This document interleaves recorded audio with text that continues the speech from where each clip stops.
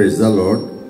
ঈশ্বৰৰ প্ৰশংসা হওক আৰু গুৰুমা আৰু গুৰুদেৱৰ প্ৰশংসা হওক। মই এই পবিত্ৰ প্ৰাৰ্থনা গৃহলৈ 2019 চনৰ অক্টোবৰ মাহৰ পৰা মই অহা যোৱা আছিল। আমাক এটা ছেকেণ্ড সন্তান দৰকাৰ হৈছিল। ছেকেণ্ড সন্তান দৰকাৰ হওঁতে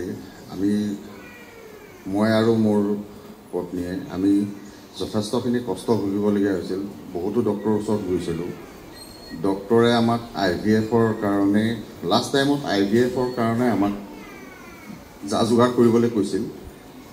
সেই সময়তে আমি এগৰাকী মানুহৰ মুখৰ পৰা মানুহগৰাকী হৈছে আপোনাৰ আমি অল্পনা বাইদেউ বুলি জানো। অল্পনা বাইদেৱে এই পবিত্ৰ গৃহৰ কথা আমাক সোঁৱৰাই দিছিল।